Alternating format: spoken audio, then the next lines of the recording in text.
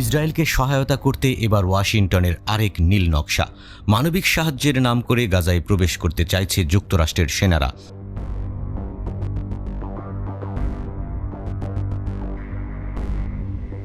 মার্কিন সামরিক বাহিনী গাজা উপকূলে বিতর্কিত জাহাজঘাট নির্মাণ শুরু করেছে।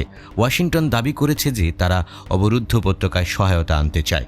বৃহস্পতিবার পেন্টাগনের মুখপাত্র মেজর জেনারেল প্যাট্রিক রাইডার সাংবাদিকদের বলেন, আমি আপনাদের নিশ্চিত করতে পারি যে ইউএসএনএস বেনাভিডেস সহ কয়েকটি মার্কিন যুদ্ধজাহাজ এই ঘাট নির্মাণের প্রাথমিক পর্যায়ের কাজ শুরু করেছে।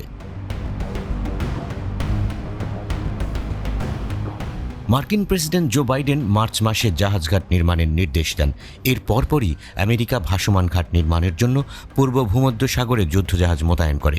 আমেরিকা দাবি করেছে সাইপ্রাস থেকে তারা ত্রাণ নিয়ে এই ঘাটের মাধ্যমে সেগুলো গাজা উপত্যকায় পাঠাবে।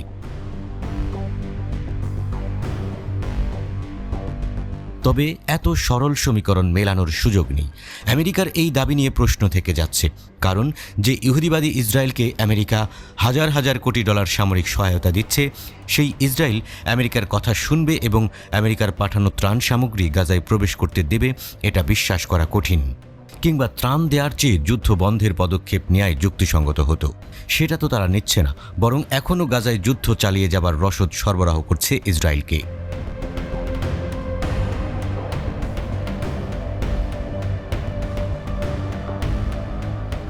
জাতিসংঘ জানিয়েছে উত্তর গাজা এখনও দুর্ভিক্ষের দিকে যাচ্ছে। গাজার ওপর গত 16 বছর ধরে অবরোধ আরোপ করে রেখেছে ইসরায়েল, আর সাম্প্রতিক যুদ্ধের কারণে সেখানে পরিস্থিতি হয়েছে ভয়াবহ।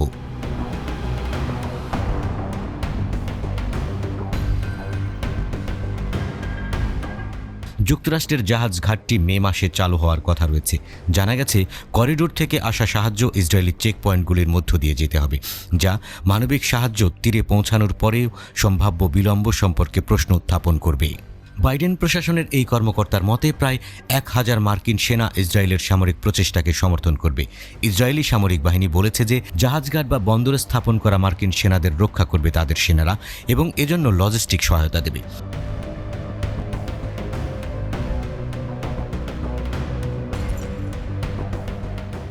গত মাসে বিশেষজ্ঞরা বলেছেন ইসরায়েল ত্রাণ সরবরাহের উপর নিয়ন্ত্রণ বজায় রাখতে এবং দক্ষিণাঞ্চলীয় রাফাহ শহরে আক্রমণের আগে অবরুদ্ধ এলাকা থেকে ফিলিস্তিনিদের সরিয়ে দেওয়ার উপায় হিসেবে ঘাট নির্মাণের মার্কিন পরিকল্পনাকে সমর্থন করেছে।